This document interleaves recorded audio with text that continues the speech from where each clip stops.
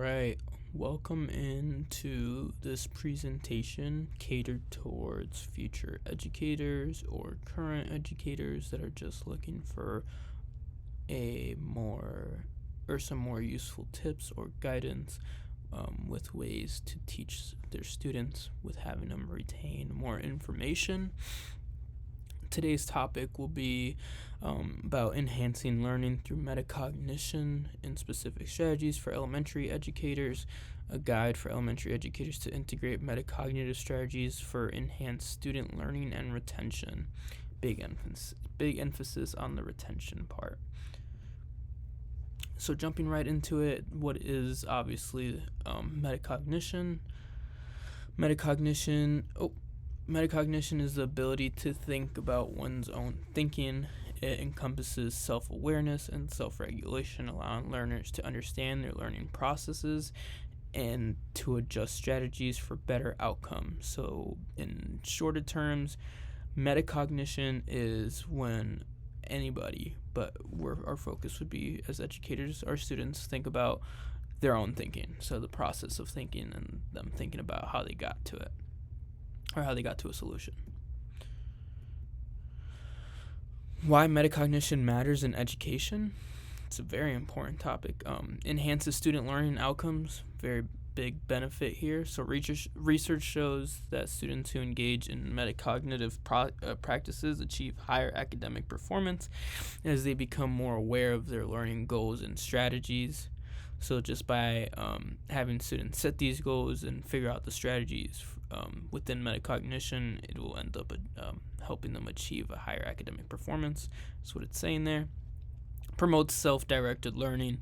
Metacognition empowers students to take control of their learning process, enabling them to set goals, monitor their progress, and adjust strategies as needed, fostering independence.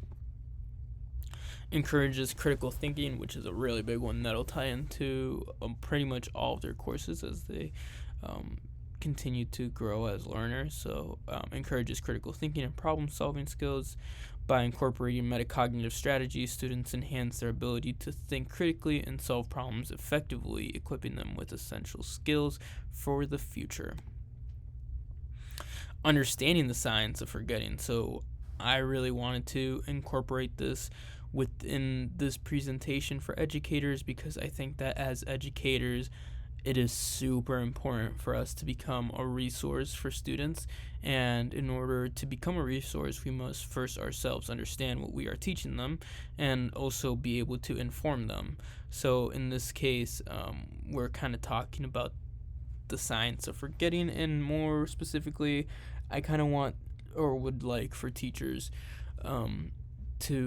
feel like teachers should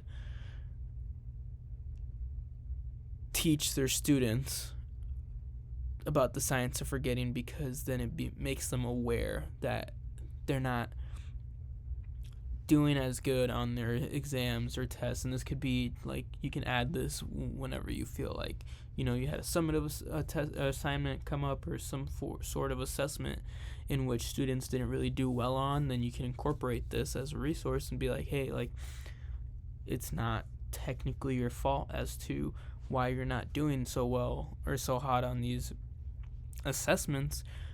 It could simply be fixed or corrected with the strategies that we'll come up with here as we go up, and kind of explaining, hey, like, your brain isn't meant to retain that information after hearing it once and not repeating it again. It's the science of forgetting. You're gonna forget. It's normal. It's a natural thing.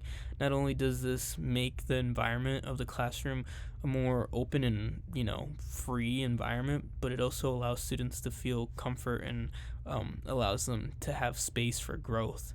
So forgetting is a natural process influenced by various factors, including time, interference, and the manner in which information is encoded. So encoded and decoded, if we don't know what those mean, I'm pretty sure we'll tie back to those in a little bit. But encoded kind of means like how it's stored in the brain, versus decoded would be how it's taken out of the brain, so how you tend to remember those things.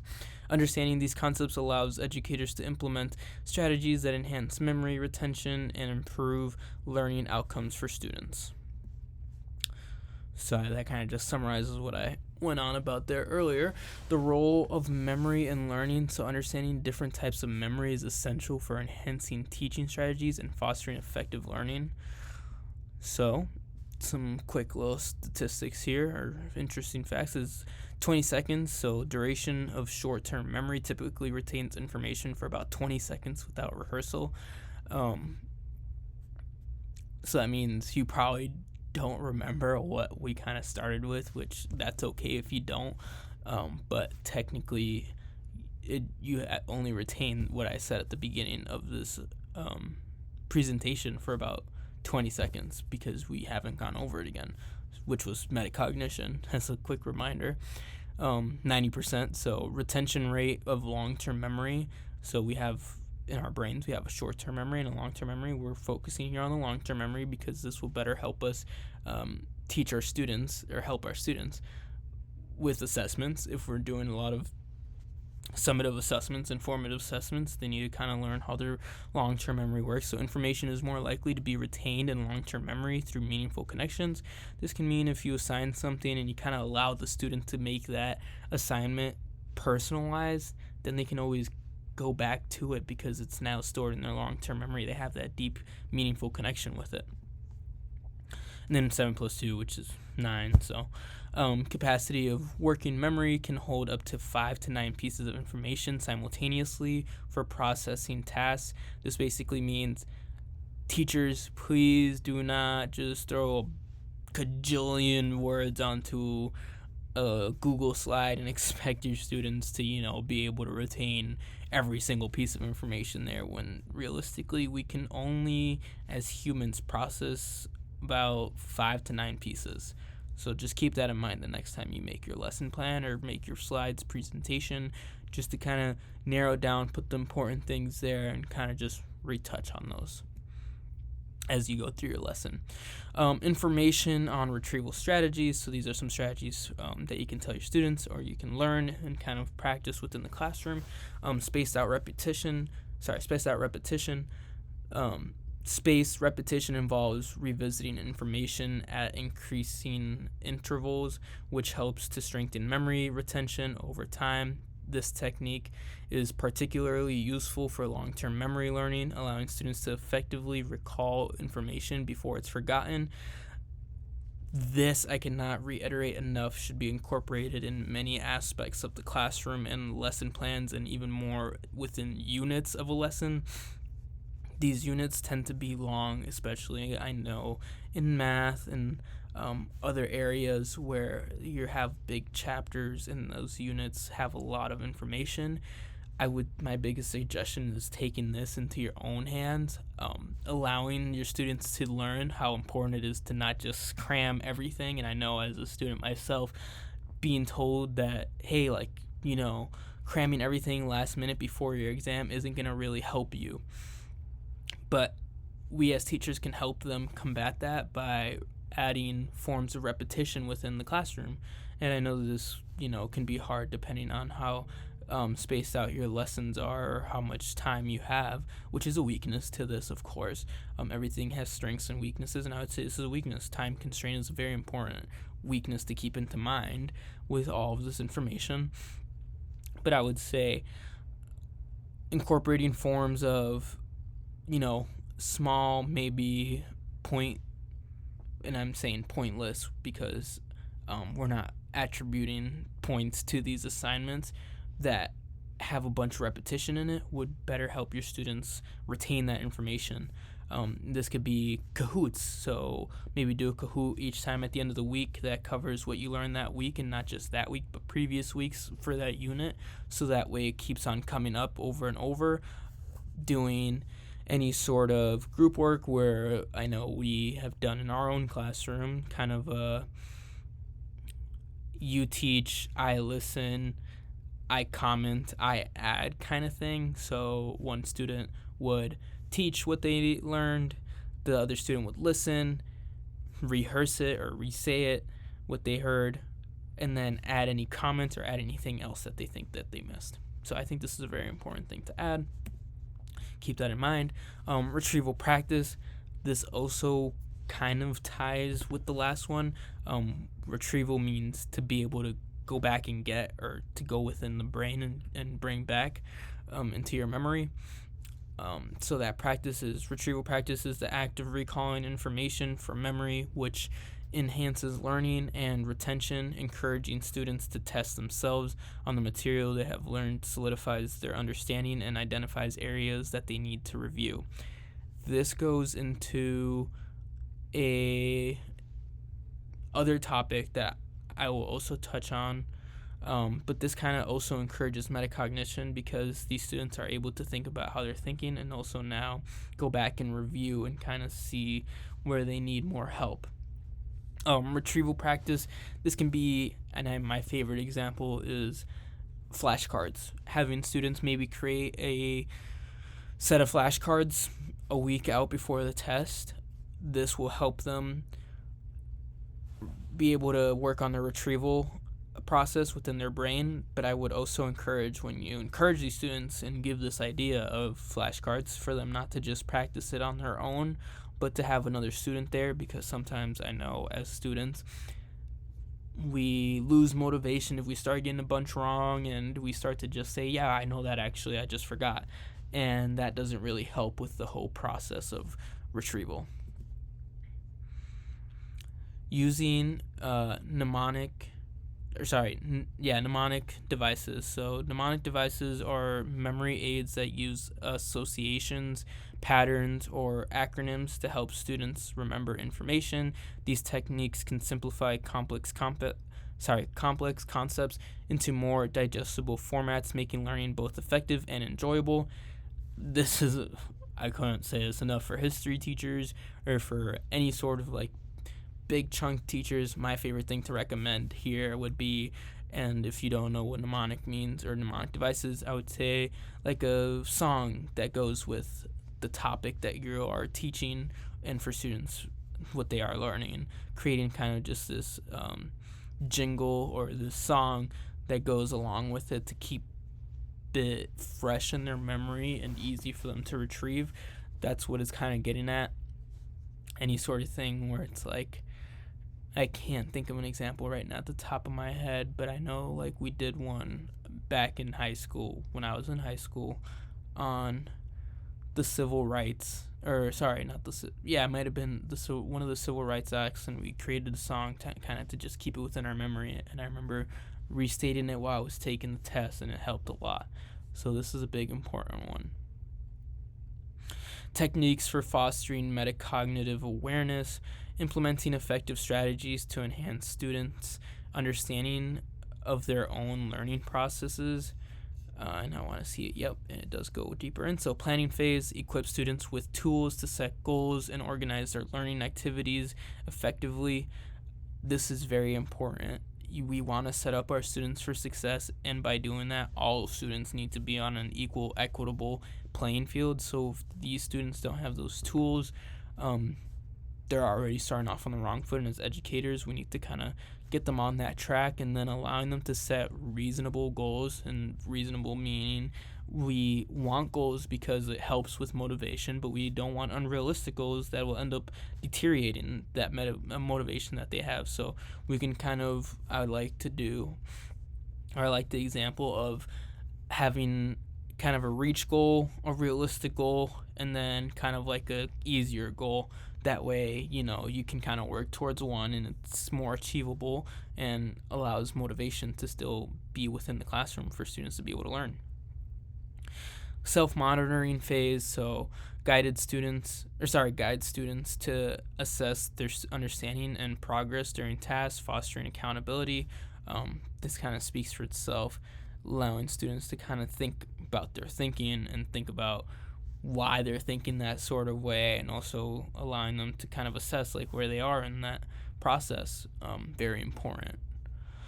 Reflection phase encourages students to think critically about their learning experiences and outcomes after completing tasks. So quick example of this could be, it's on the tip of my tongue, a exit slip where they kind of just write down what they learned, or something that a comment or question. It just helps them with reflecting, helps them with keeping that thing that they learn fresh in their memory.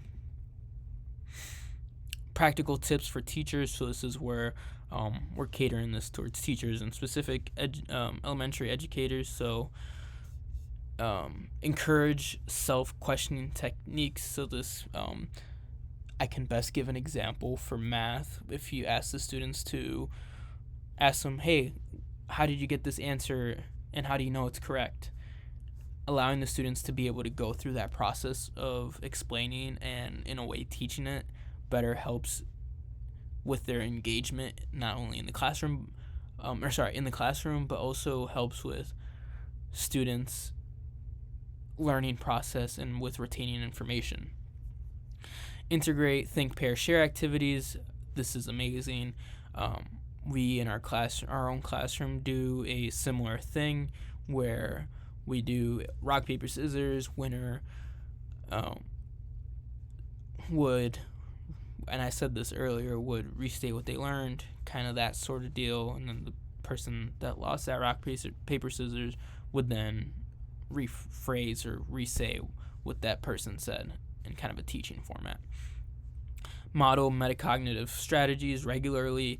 This is important. You don't kind of just want to say, hey, look at all these things to help you as a student learn and hopefully succeed or do better in the classroom with your own experiences as well, but then never practice it or never allow them or create a space for them to be able to do so. Using graphic organizers for thoughts. Love this. Having pictures and things for students to kind of relate to. This kind of is what that means. And then facilitate goal setting sessions. So it doesn't have to be specific, but it could also be, hey, how are you doing on this? Just a quick check. Hey, I know you were thinking about that. Like, I know you were thinking about this goal. How are you going on that? Or what are you doing to get there? It just kind of helps them stay on track in a way. Passive learning, traditional approach. So as we have up there, it's a picture and all the students are facing the front. You can see this in a lot of classrooms that you walk into. I know it's not so common in the elementary classroom, more so when you move to those upper elementary that could be seen, or in middle or high school. But in traditional learning environments, students often take a passive role, observing information without questioning or relating it to their own experiences. This lack of engagement can lead to shallow learning and poor retention of knowledge. This kind of speaks for itself.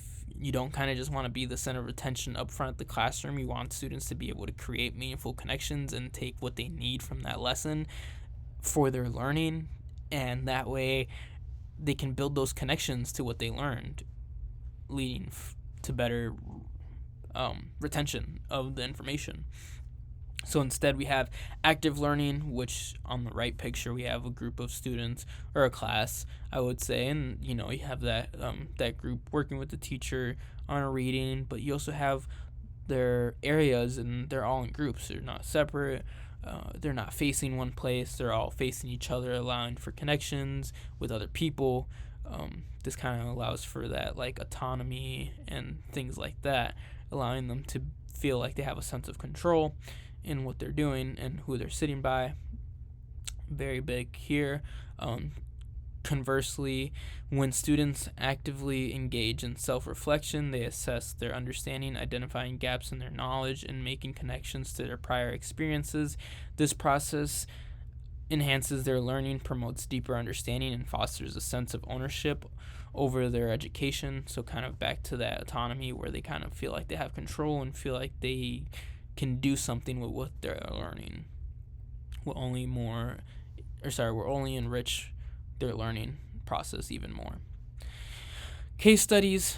So we have some case studies here, and I have all the resources on a separate page that will be connected to this that'll kind of tie into all these slides, but just for purposes we kind of just narrowed it down to school A and school B for this example. successful metacognitive practices, examining real-world examples of effective metacognitive strategies in elementary education. So first we have School A, introduce metacognitive journals where students reflected on their learning processes, leading to improved self-awareness and academic performance. Beautiful. I love this. I think this is very useful. Maybe with those younger kids it might be a little hard or a little rough, but still kind of introducing it or kind of bringing it in, bringing the idea into the classroom at a young age would be amazing. But we do this even in our own classroom, where we would write down in our journals, completely ungraded, just write down questions or answers or discussions or things about discussions into our journals, anything that had to do with how we're feeling, such things like that into it. And it truly helps with someone who has done this before and is talking from experience. It truly helps with just being able to learn and retain the information. And I keep on saying that so much. It's so important to be able to just learn these things and be able to just withhold to so much information. It's amazing. And then in this example in 2022, School B implemented a peer teaching program where students taught each other concepts, fostering deeper understanding and metacognitive awareness. This is amazing. My biggest example of this would be an Avid classroom. If you guys, whoever is listening to this, to any of the future educators listening to this, if you guys have some sort of way of searching up Avid or how they do tutorials, I think that's an amazing way to be implementing that sort of type or style of students teach students. That'll be amazing. Really helps with the learning process and kind of being able to explain to someone else. And obviously, if that student can't truly fully explain what they've learned to another student, then that kind of just allows them to self-assess and be like, hey, you know what, maybe I don't know this as well as I did, and maybe I should go back and look at it deeper to get a better understanding. We're almost done here. So challenges and solutions in implementing metacognition, understanding the hurdles in adopting metacognitive practices and how to overcome them is essential for effective teaching. So here we have challenges and solutions. First one is resistance to change. A lot of the teachers listening to this that probably have never heard of metacognition or don't really want to change how their classroom is structured, this is a big one. Resistance to change. And obviously I understand, what isn't broken doesn't really need to be fixed, but I think this is just better and will help students in the future and in the long run. So teachers may hesitate to shift from traditional teaching methods to metacognitive strategies due to the comfort with familiar practices. Lack of training, so insufficient professional development opportunities can hinder teachers from effectively implementing metacognitive strategies. It just means people aren't really as informed, or teachers, future educators aren't as informed to all the positives that they can get from incorporating metacognitive thinking and metacognitive strategies. Time constraints, as I stated earlier, this is one of the biggest weaknesses that I saw with creating this whole presentation. Was teachers already are on a time constraint with their lessons and with everything that they have to do and complete. Now, how do they kind of go about this? And I'll first talk about this. So teachers often feel overwhelmed by the existing curriculum, and many struggle to find time to incorporate new strategies.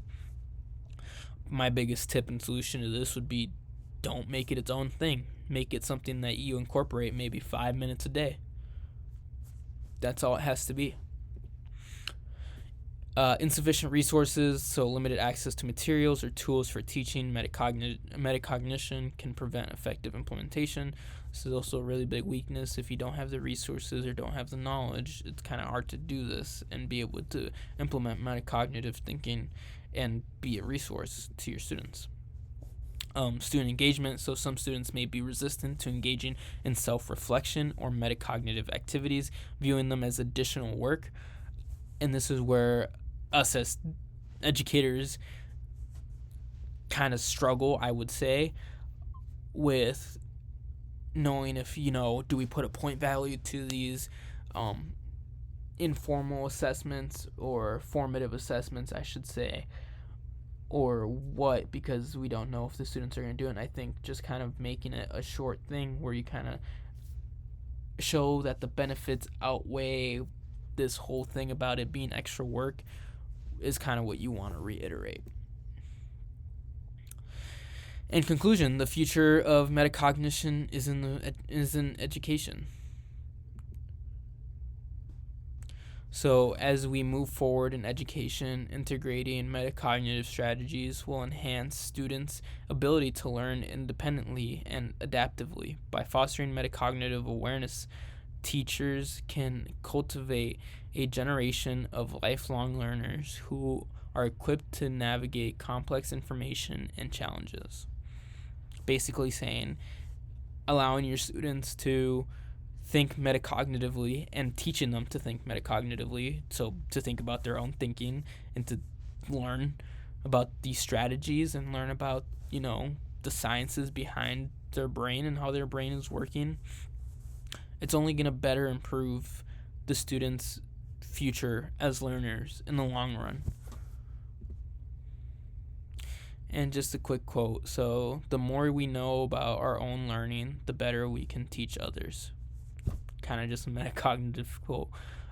If there's any we have Q&A at the end. So if there's any questions, comments, or any of that, please feel free to email me, Leo Rodriguez Duran at gustavus.edu. I'm more than willing to email any sort of resources that I have. There should be a resource page linked to this presentation with all the sources and information in which I got to create this presentation. And lastly, I want to thank everybody that's listening to this for your time, and I hope that in some way or form you were able to take something out of this that you can incorporate into your classroom to better help your students become metacognitive thinkers. Thank you so much. My name is Leo, and you can call me Mr. Rodriguez, and that's all I have for you guys. Thank you.